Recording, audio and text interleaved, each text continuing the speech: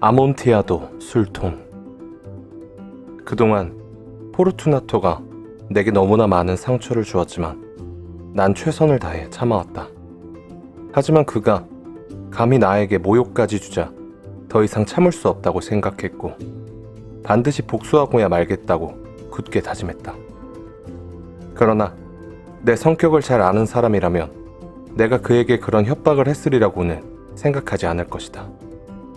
나는 궁극적으로 복수하자고 결심한 것이었다. 그 점에는 추호도 의심의 여지가 없었다. 그러나 나는 결심이 확고한 만큼이나 위험도 원치 않았다. 당연히 그를 처벌해야 할 뿐 아니라 그 처벌로 인해 내가 화를 입어서도 안 되는 것이다.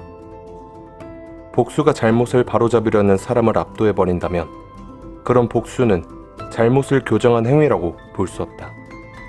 또한 복수자가 잘못을 행한 사람으로 하여금 자신을 복수자로 느끼게 하지 못한다면 그런 경우도 잘못을 교정한 것이라고 할 수 없다. 이 자리에서 말해두지만 나는 말로도 행동으로도 포르투나토가 내 선의를 의심할 만한 원인을 제공한 적이 없다. 평소의 습관대로 그의 앞에서는 계속 그에게 미소를 지어 보였고 따라서 그는 내가 그 순간 짓고 있던 미소가 그를 희생시키려는 계획에 의한 것이라는 사실을 알아채지 못했다. 그에게는 약점이 하나 있었다. 비록 다른 면으로는 존경할 만하고 심지어는 경외의 대상이 될 만한 사람이기도 했지만 말이다. 그는 포도주를 감식하는 자신의 능력에 대한 자부심이 대단했다. 포도주 감식에 있어 이탈리아 사람 중 진정으로 명인의 경지에 든 사람은 드문 편이다. 대개의 경우 그들은 때와 기회에 따라 그리고 영국과 오스트리아의 백만장자들에게 사기를 치기 위해서만 열렬함을 가장한다. 그림과 보석에 관한 한 포르투나토도 다른 이탈리아 사람들과 마찬가지로 돌팔이었다. 그러나 그는 오래된 포도주에 관한 한 자신이 진정한 감시관을 가지고 있다고 자부했다. 그 같은 자부심에 관해서는 나도 그에 못지 않았다. 나는 이탈리아산 포도주에 대해 꽤 식견이 있었고 기회가 되는 대로 대량으로 사모으기도 했다. 카니발의 광적인 열기가 최고조에 달한 어느 날 저녁 해질 무렵 나는 그 친구와 길에서 마주쳤다. 그는 좀 지나치다 할 정도로 다정하게 말을 걸어왔다. 술에 취했기 때문이었다. 그는 광대 복장을 하고 있었다. 꼭 끼는 가로줄 무늬의 옷에 종이 매달린 원뿔형 모자를 쓰고 있었다. 나는 그를 만나게 된 것이 너무나 기뻐서 그의 손을 꼭 잡고 한없이 흔들고 싶은 기분이었다. 다정한 벗 포르투나토여, 이렇게 만나다니 참 운이 좋네 그려. 오늘 자네 모습이 얼마나 멋진지 모르겠구만. 헌데 내가 최근에 아몬티아도라고 하는 포도주를 한 짝 구입했거든. 그런데 내가 보기엔 속은 것 같기도 하네. 나는 그에게 말했다. 뭐? 아몬티아도라고? 한 짝씩이나? 말도 안 되네. 더욱이 카니발 기간 중에 말이야. 나도 좀 의심스럽다네. 그런데 바보같이 자네에게 물어보지도 않고 진짜 아몬티아도 가격을 다 주고 그걸 샀단 말일세. 자네를 찾을 수가 있어야지. 그리고 혹시라도 그런 좋은 가격을 놓칠까 싶어서도 말이야. 아몬티아도라고? 나도 좀 의심스럽다니까. 아몬티아도라고. 하여튼 진위를 가려야겠어. 자네가 바쁜 것 같으니 그냥 루체 씨한테 가봐야겠네. 감식력이 있는 사람을 꼽자면 아무래도 그 친구가 괜찮은 편이니까 그 친구라면 말해줄 수 있을 테지. 루체 씨는 아몬티아도인지 쉘인지 구별할 능력이 없어. 그런데도 멍청한 놈들이 그 친구의 감식력이 자네의 수준과 같다고 장담하던데 말이야. 잔말 말고 어서 가세. 어디로 말인가? 자네 집 지하실이지 어디긴 어딘가? 아이고 괜찮네. 자네가 사람이 좋다고 내가 그러면 되겠나? 자네 볼 일이 있었던 것 같은데 루체 씨에게. 난 볼 일이 없네. 어서 가세. 아니 그게 아니라 실은 자네 볼 일 때문이 아니고 자네가 감기에 심하게 걸린 것 같아서 말일세. 우리 집 지하실은 너무 습해서 견디기 힘들 정도거든. 게다가 질산칼륨으로 가득 차 있다네. 어쨌든 잔말 말고 가보세. 이까짓 감기 따위 정말 아무것도 아니라고. 아몬티아도라니? 자네가 속은 게 틀림없어. 그리고 루체시로 말할 것 같으면 그 친구는 아몬티아도와 셰리도 구별을 못한다고. 포르투나토는 그렇게 말하면서 내 팔을 잡아 끌었다. 그리하여 나는 검은 비단 가면을 쓰고 망토를 단단히 여민 뒤 나를 서둘러 잡아 끄는 그를 따라 못 이기는 척 집으로 향했다. 집에는 하인이 한 명도 남아있지 않았다.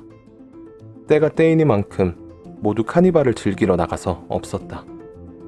나는 집에서 나오기 전에 그들에게 내가 아침이나 되어야 돌아올 예정이라고 하면서 그동안 집에서 한 발짝도 나가지 말라고 분명히 명령해 두었다. 그렇게 명령하는 것이야말로 내가 등을 돌리자마자 그들이 일제히 사라지게 하는 확실한 지름길의 이름을 잘 알기 때문이다. 횃대에서 횃불을 2개 꺼내 그 중 하나를 포르투나토에게 건넨 다음 고개를 숙이고 몇몇 방을 지나 지하실에 이르는 아치길로 그를 인도했다. 나는 그에게 조심히 따라오라고 하면서 길고 구불구불한 계단을 앞장서서 내려갔다. 마침내 우리는 계단 아래 도착해서 몬테레소르 집안 지하 묘지의 축축한 바닥에 함께 서 있게 되었다. 포르투나토는 걸음걸이가 불안정했고 따라서 그가 한 발짝 한 발짝 내디딜 때마다 그의 모자에 달린 방울이 딸랑딸랑 소리를 냈다. 술통은? 그가 말했다. 더 들어가야 있네. 그런데 이 지하 동굴의 벽에서 빛나는 새하얀 거미줄 좀 보세. 내가 말했다. 그는 나를 향해 돌아선 뒤 술 취한 사람답게 눈물이 반짝이는 탁한 2 눈동자로 내 눈을 들여다보았다. 질산칼륨이라고 했나? 마침내 그가 물었다. 그렇네. 질산칼륨일세. 자네 이렇게 기침을 한 지 얼마나 되었나? 불쌍한 친구는 몇 분 동안 대답조차 하지 못했다. 이까짓 거 아무것도 아닐세. 마침내 그가 말했다. 이리 오게. 나는 단호하게 말했다. 돌아가세. 자네 건강이 더 중요하네. 부유한 데다 존경과 찬탄과 흠모를 함께 받고 있는 몸 아닌가. 한때 나도 그랬던 것처럼 행복하게 살고 있고 우리가 이룰 수 없는 사람이지 않는가. 나야 뭐 별 볼 일 없는 사람이지만 돌아가세. 자네가 병에 걸리면 내가 책임질 수도 없는 일 아닌가.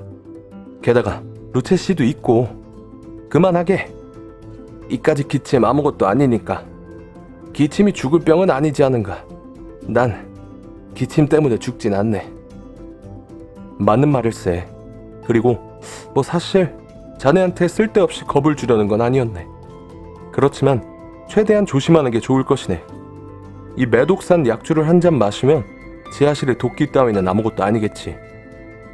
나는 그렇게 말한 뒤 포도주 보관용 선반에 일렬로 나란히 얹힌 똑같은 모양의 병 하나를 들어 마개를 땄다. 마시게나. 내가 그에게 포도주를 건네며 말했다. 그는 음흉하게 미소를 지으며 입으로 술병을 가져갔다. 그는 잠시 멈췄다가 나를 향해 친근한 태도로 고개를 끄덕였고 그의 모자에 달린 종이 딸랑딸랑 소리를 냈다. 우리를 둘러싼 묘지에 잠든 고인들을 위해 마시겠네. 그가 말했다. 그리고 난 자네의 장수를 위해서 마시겠네. 그가 다시 내 팔을 잡았고 우리는 계속해서 걸어나갔다. 지하 동굴이 무척 크구만. 그가 말했다. 몬테레소르 집안은 한때 식구가 많고 번창한 집안이었지. 내가 대답했다. 자네 집안의 문장이 뭐였는지 생각이 안 나는데. 담청색 배경에 거대한 황금빛 발이 그려진 것이라네. 꼿꼿이 서 있는 뱀을 그 발로 짓밟고 있는데 그 뱀의 독리가 발 뒤꿈치를 콱 깨물고 있지. 제명은 뭐지? 나를 범한 자는 누구든 처벌을 면치 못하리라. 멋지군. 그가 말했다. 포도주가 그의 눈 속에서 반짝반짝 빛났고 모자의 방울이 계속 딸랑댔다. 내 상상력 또한 약주와 더불어 점점 피어올랐다.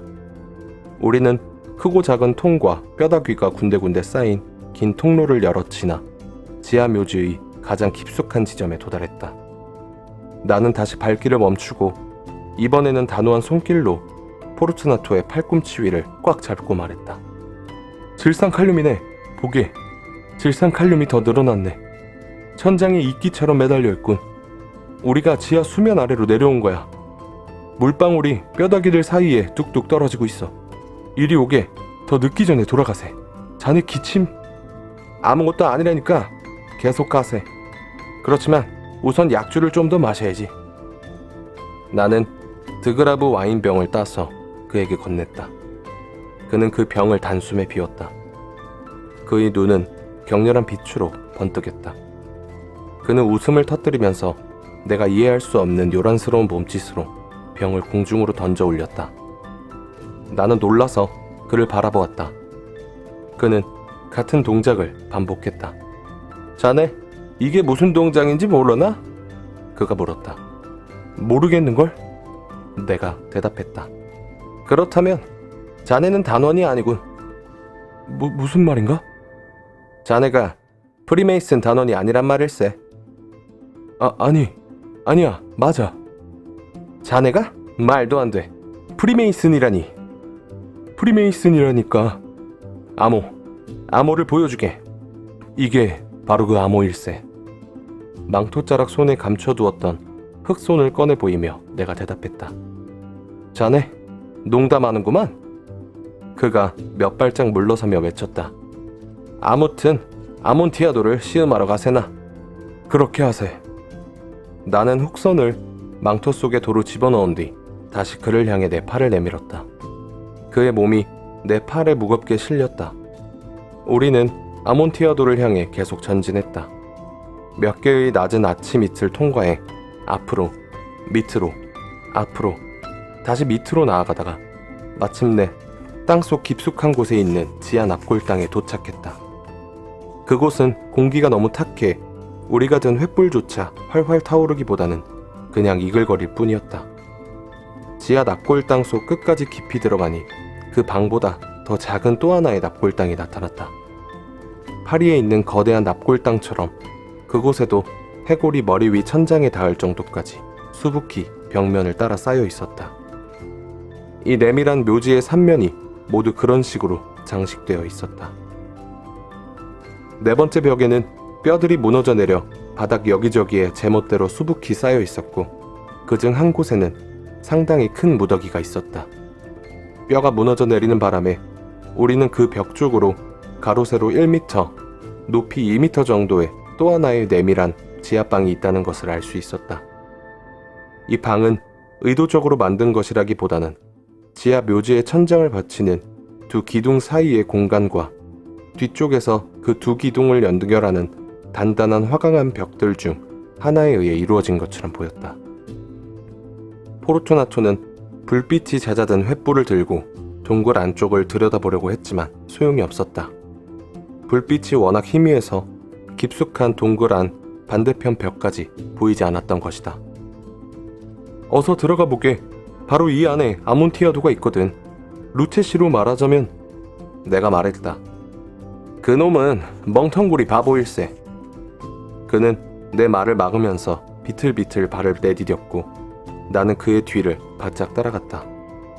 그는 곧바로 그 골방의 끝에 도착했는데 바위가 앞을 가로막고 있는 것을 보고 어리둥절한 채 멍하니 서 있었다. 다음 순간 나는 그를 화강암으로 된 벽에 결박시켰다. 화강암 표면에는 가로로 60cm 정도 간격을 두고 철못 2개가 나란히 박혀 있었는데 그 철못 하나인 짧은 사슬이 다른 하나인 맹꽁이 자물쇠가 늘어져 있었다. 나는 순식간에 사슬을 던져 그의 허리 주변에 두른 뒤 자물쇠를 채웠다. 그는 너무 놀란 나머지 전혀 저항하지 못했다. 나는 열쇠를 자물쇠에서 얼른 빼낸 뒤 그 구석방을 빠져나왔다. 손을 벽에 대보게. 분명 질산칼륨이 만져질 걸세. 그렇네. 정말 습한 곳이지? 되돌아 나가자고 다시 한번 간청하네. 싫다고? 그렇다면 할 수 없이 자네를 여기 놔두고 가야겠군. 하지만 그러기 전에 우선 최선을 다해서 자네를 돌봐줘야겠네. 내가 말했다. 아몬티아도! 그 친구는 아직 충격에서 벗어나지 못한 채 외쳤다. 맞네. 아몬티아도일세. 내가 대답했다. 그렇게 말하면서 나는 앞서 언급했던 뼈무더기 속을 손으로 급하게 헤쳤다. 곧 거기서 상당량의 건축용 돌과 회반죽을 끄집어내었다. 그리고 그 돌들과 반죽, 내가 들고 간 흙손을 이용해서 부지런히 벽을 쌓아 그 구석방의 입구를 막아나갔다. 내가 벽의 첫 번째 단을 완성하자마자 곧 포르투나토가 술에서 거의 깨어났다는 사실을 알 수 있었다. 그 첫 신호는 구석방 깊은 곳에서 들려오는 낮은 신음소리였다. 분명 술 취한 사람의 소리는 아니었다.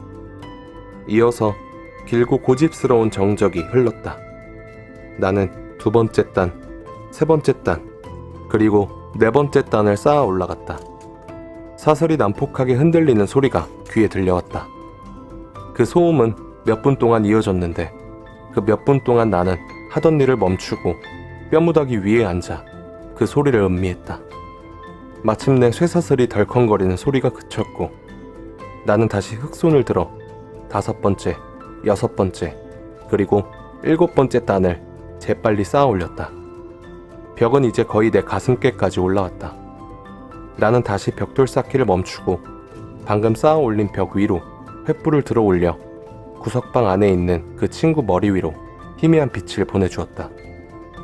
사슬에 묶인 희미한 형체의 목에서 크고 사나운 고함 소리가 갑작스레 터져나와 길게 이어졌는데 그 소리로 인해 내가 뒤로 확 밀려난다는 느낌까지 받았다. 아주 잠깐 동안이었지만 난 망설였고 떨기까지 했다. 차고 있던 칼집에서 단도를 꺼내 그것으로 구석방 주변 벽을 더듬었다. 그러나 다음 순간 정신을 차리고 안도의 한숨을 내쉬었다. 지하 묘지의 단단한 벽에 내 손을 얹자 만족감이 느껴졌다. 나는 다시 벽으로 다가갔다. 그리고 그의 아우성 같은 고함 소리에 대고 맞고함을 쳤다. 그와 똑같이 소리를 지르면서 그의 아우성에 한몫 보탠 셈이었다. 심지어는 한술 더 떠서 더 크고 더 거센 소리로 고함을 지르기까지 했다. 그렇게 하니까 그의 아우성 소리가 잦아들었다. 이윽고 자정이 찾아왔고 내 과제도 끝나갔다. 나는 8번째, 9번째, 10번째 단을 완성시켰다. 그런 뒤 마지막 11번째 단의 일부를 마쳤다. 단 하나의 벽돌만을 끼워 넣어 회로 발라버리면 끝나는 순간이었다. 벽돌의 무게 때문에 낑낑대면서 들어올려 그 일부를 빈자리에 끼울 수 있었다. 바로 그 순간 구석방에서 낮은 웃음소리가 들려와 내 머리카락을 곤두서게 했다. 웃음소리에 이어 존귀하신 포르투나토 나으리의 목소리라고 보기 어려울 정도로 구슬픈 목소리가 그곳에서 새어나왔다. 그는 이렇게 말하기 시작했다. 하하, 참으로 익살스러운 장난이군. 아주 기막힌 농담이야. 앞으로 내 성에서 이 일을 두고 참 많이 포복절도하게 될 것세. 포도주를 마시면서 말이야. 아몬티아도 포도주를. 내가 말했다. 그렇네. 아몬티아도 포도주를 마시면서 말이야. 그렇지만 밤이 너무 깊지 않았나? 성에서 우리를 기다리고 있지 않을까? 내 아내와 사람들이? 그러니 어서 돌아가도록 하세. 그러세. 어서 돌아가도록 하세. 신의 자비를 위해서 제발 그렇게 하세. 몬트레소르. 그러세. 신의 자비를 위해서 그렇게 하세. 그러나 이 말에 대한 대답을 들으려고 귀를 기울여 보아도 안에서는 아무런 대꾸가 들려오지 않았다.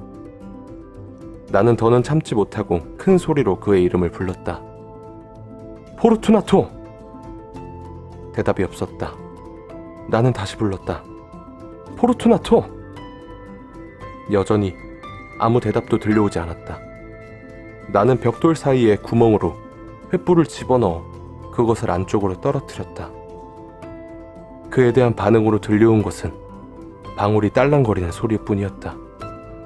나는 멀미를 느꼈다. 그 지하 묘지에 찬 습기 때문이었다. 나는 서둘러 작업을 마무리 지었다. 마지막 벽돌을 제자리에 완전히 밀어넣고 회를 발라 막았다. 그리고 낡은 뼈 무더기를 새로 지은 벽에 기대어 쌓아 올렸다. 그 후 반세기 동안 어떤 인간도 그 뼈 무더기에 손을 대지 않았다. 부디 평화롭게 잠드시길.